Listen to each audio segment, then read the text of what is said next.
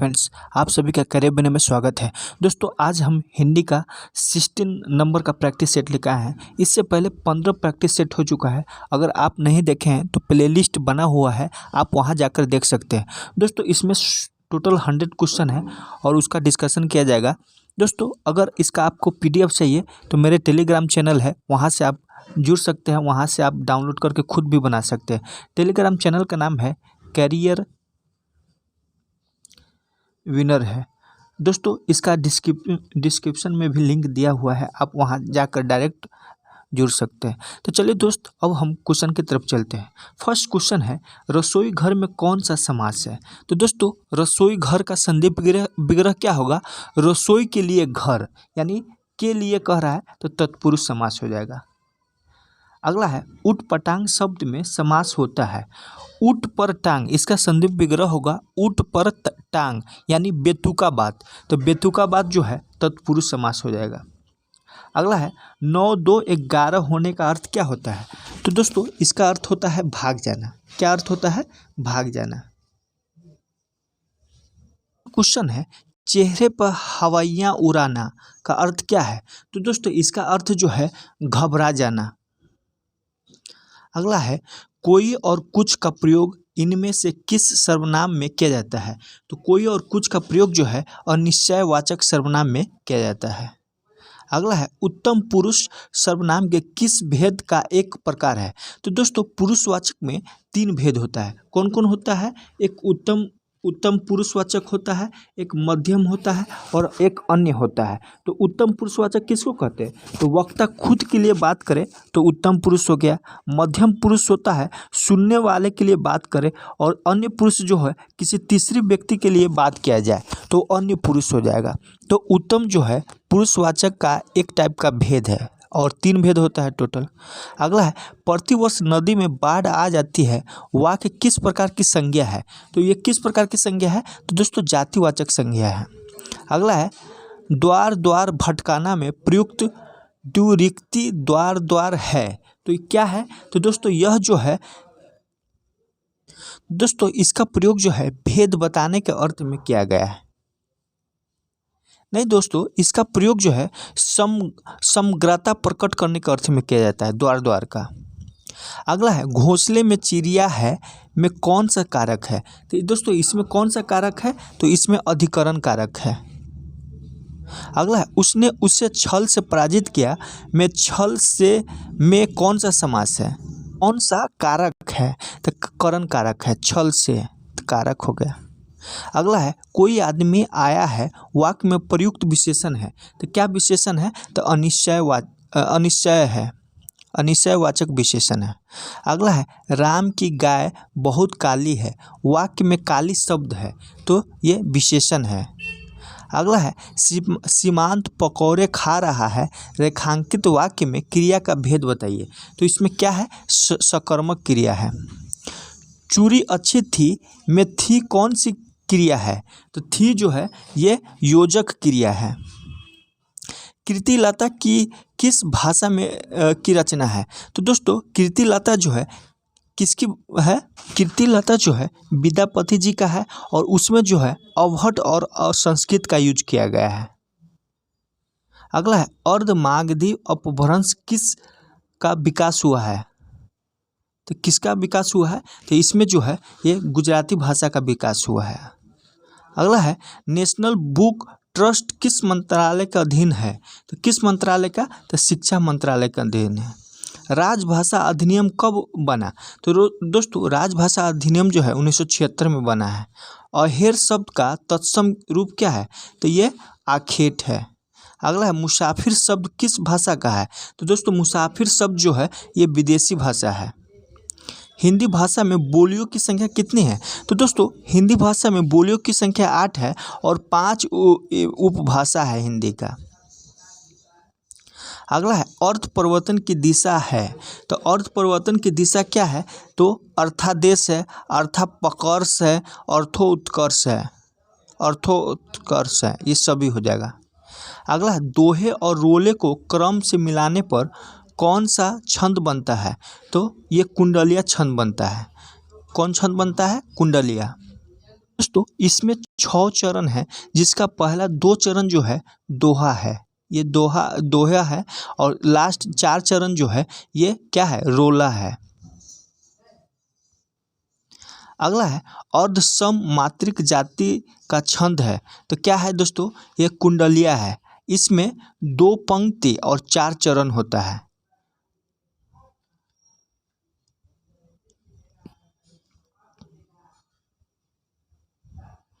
25 number question है, इनमें से कौन सा विचारक मार्क्सवादी है। तो दोस्तों मार्क्सवादी कौन विचारक है, तो ये जॉर्ज लुकाच है। कौन है, जॉर्ज लुकाच। इनका जन्म जो है 13 अप्रैल 1885 ईस्वी में होता है। कब, 13 अप्रैल 1885 में। कहाँ होता है, हंगरी के बुदापेस्ट में होता है। दोस्तों ये हंगरी के विद्वान थे और दार्शनिक, साहित्यिक आलोचक और सक्रिय राजनीतिक के कार्यकर्ता थे ये जॉर्ज लुकाच, और मार्क्सवादी थे ये। I.A. रिचर्ड्स का जीवन काल है, तो इसका जीवन काल कब से कब है दोस्तों, इनका जीवन काल जो है 1893 से 1979 में तक है। और ये कहाँ के थे, तो यूनाइटेड किंगडम के थे, और ये मूल्यवादी विचारक थे ये। अगला है, यदि सभी राज्य सरकारों को कोई एक सरकारी पत्र भेजा गया हो तो उसे क्या कहते हैं। तो उसको क्या कहते हैं दोस्तों, तो उसको जो है परिपत्र कहते हैं। अगला है, संक्षेपण में भाषा कैसी नहीं होनी चाहिए। तो कैसी भाषा नहीं होनी चाहिए संक्षेपण में, तो कठिन नहीं होना चाहिए। विद्यापति किस मत के अनुयायी थे। तो दोस्तों विद्यापति जो है ये शैव मत के अनुयायी थे। जगत किसे देखकर आकृष्ट हो जाता है। तो किसे देखकर आकृष्ट हो जाता है, तो माया को देखकर जो है जगत आकृष्ट हो जाता है। मन ही माज रही का अर्थ है। तो इसका क्या अर्थ है, तो इसका अर्थ जो है मन की बात मन में ही रहना। अगला है, अपरस शब्द का यहाँ क्या अर्थ है। तो अपरस शब्द का यहाँ जो है अनासक्त है। तो दोस्तों अपरस शब्द का आता है बिना छुए हुए, तो और अनासक्त हो जाएगा इसका। तुलसीदास किसकी कविता है। तो दोस्तों ये किसकी कविता है। दोस्तों यहाँ पे पूछने का तरीका गलत है। ये भक्ति धारा के कवि थे ये तुलसीदास। और तुलसीदास कविता की रचना जो है कौन की है, इनकी रचना जो है तुलसीदास कविता की रचना सूर्यकांत त्रिपाठी निराला जी ने किए थे। कौन, सूर्यकांत त्रिपाठी निराला जी का जो है अनामिका है, अप्सरा है, सखी है, महाभारत है इनकी रचना। अनामिका याद रखिएगा, इम्पोर्टेंस है। अनामिका और सखी, अप्सरा भी है, महाभारत भी है, तो इनको आप लोग याद रखिएगा। अगला है, बिहारी की भाषा का नाम बताना है। तो बिहारी की भाषा क्या था, बिहारी लाल कवि थे, इनकी भाषा जो है मानक ब्रज भाषा थे। अगला है, लकुटी और कामरिया पर क्या न्यौछावर किया जा सकता है। तो क्या न्यौछावर किया जा सकता है, तो ये तीनों लोकों का राज्य। अगला है, विद्यापति के पूर्वज किसके विद्वान थे। तो दोस्तों इनके पूर्वज जो है किनके विद्वान थे, संस्कृत भाषा के विद्वान थे। अगला है, कबीर की काव्य भाषा कौन सी है। तो दोस्तों कबीर की काव्य भाषा जो है ये कौन सी है, ये साधुकरी है, साधुकरी। उद्धव गोपियों की विरह दशा देखकर उपदेश देते हैं। क्या उपदेश देते हैं, तो ये ज्ञानोपदेश देते हैं।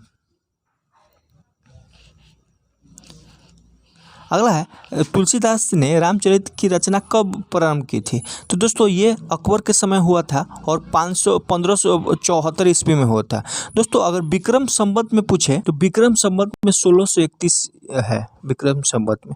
ऐसे तुलसीदास जो है अकबर के समय 1574 में हुआ था।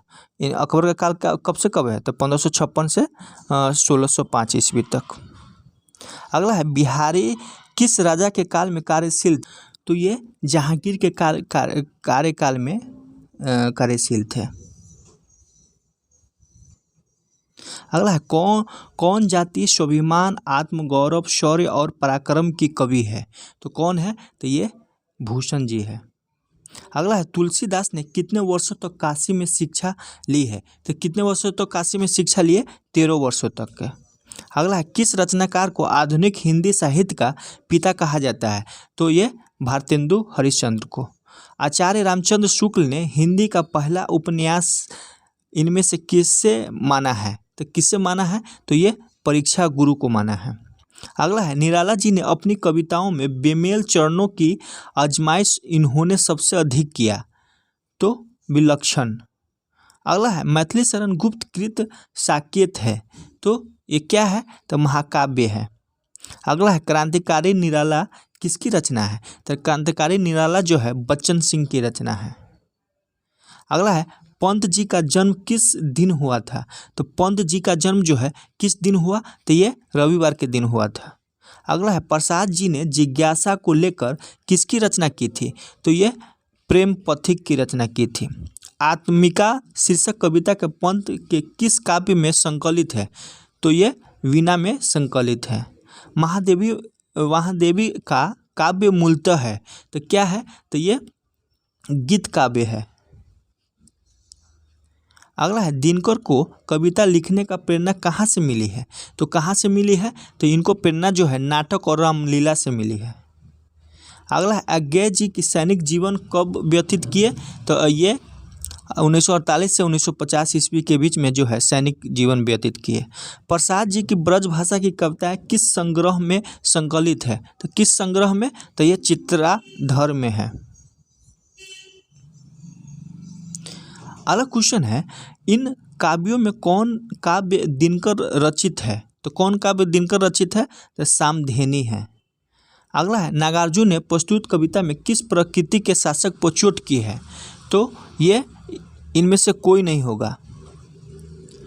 अगला है, धूमिल ने मोहभंग को किस ढंग से अभिव्यक्त किया है? तो किस ढंग से अभिव्यक्त किया है? तो प्रभावशाली ढंग से अभिव्यक्त किया है।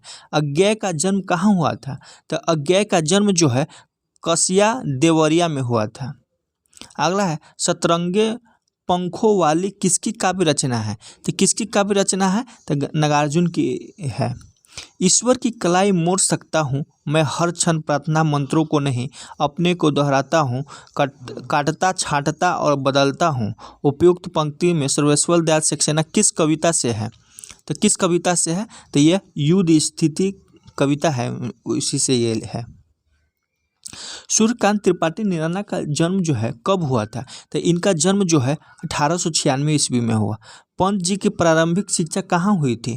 तो पंत जी की प्रारंभिक शिक्षा जो है गवर्नमेंट हाई स्कूल अल्मोड़ा में हुआ था।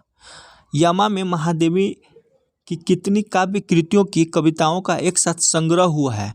तो ये 4 काव्य कृति की। अगला है, प्रसाद का प्रारंभिक शिक्षा कहाँ हुआ? तो प्रसाद का प्रारंभिक शिक्षा घर पे हुआ था। अगला है, होरी के सबसे छोटे भाई का नाम क्या था? तो होरी के सबसे छोटे भाई का नाम शोभा था। डॉक्टर प्रशांत किसका घोर विरोधी थे? तो डॉक्टर प्रशांत जो है ये पूंजीवादी का घोर विरोधी थे। प्रिंसिपल का चचेरा भाई किसके चचेरे भाई पर निगाहें जमाए खड़ा हुआ था? तो ये खन्ना मास्टर के चचेरे भाई पर। अगला है, भोला किस जाति का था? तो भोला जो है ये अहिर जाति का था। अगला है, गांधी महात्मा की जय का जयकार किस टोली के नौजवान लगाते थे? तो ये किस टोली के? तो ये यादव टोली के लोग। यह घर मेरा नहीं कौन सी विधा है? तो यह घर मेरा नहीं कहानी है। अगला है, नाटक किस अंक में भारत दुदैव को प्रवेश होता है? तो ये 3रा अंक में। अगला है, शकराज की संधि को कौन स्वीकार करता है? तो कौन स्वीकार करता है? तो रामगुप्त स्वीकार करता है। और इसी के पत्नी को जो है ये शक अपहरण कर लेता है और इसके वजह से चंद्रगुप्त द्वितीय जो है इसकी पत्नी के रूप धारण करके उस शक को मार देता है। महेंद्र नाथ की बड़ी लड़की किसके साथ भागी थी? तो किसके साथ भागी थी? तो ये मनोज के साथ। अगला, 7 सदस्यों की कमेटी में कौन शामिल नहीं था? तो ये भारत शामिल नहीं था। ध्रुव स्वामी नाटक का सर्वाधिक षड्यंत्रकारी पात्र आप किससे मानते हैं? तो किससे मानते हैं? तो ये शिखर स्वामी को।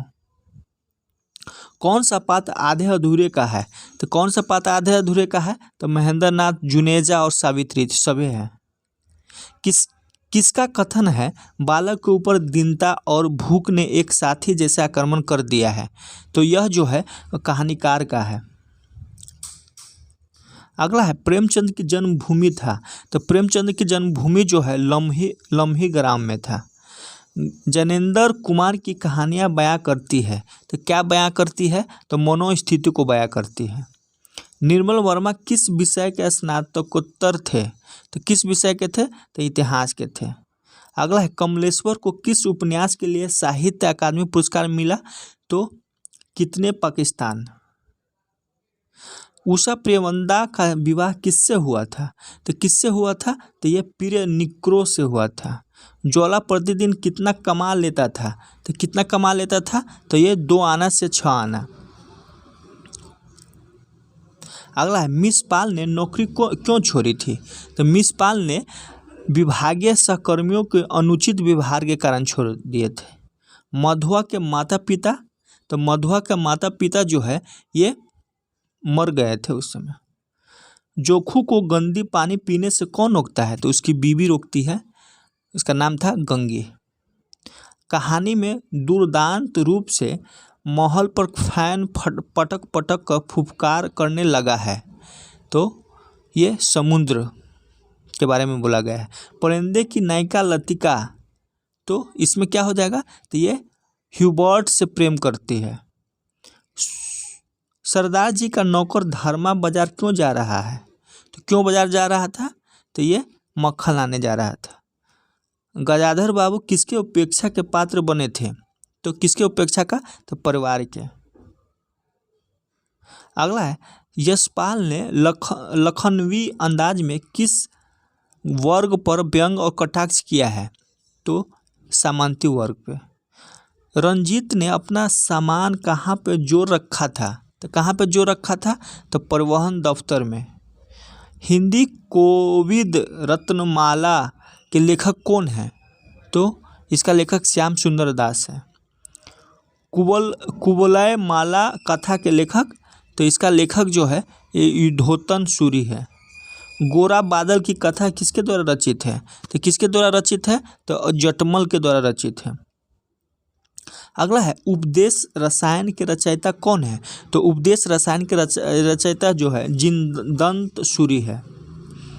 मैला आंचल उपन्यास में कहाँ का चित्रण है, तो कहाँ का चित्रण है, तो मेरीगंज का। दोस्तों जितना भी उपन्यास पढ़ना है तो उसका हम वीडियो बनाया है, अगर आप एक बार देख लेते हैं तो ये सारा क्वेश्चन आपका बनेगा।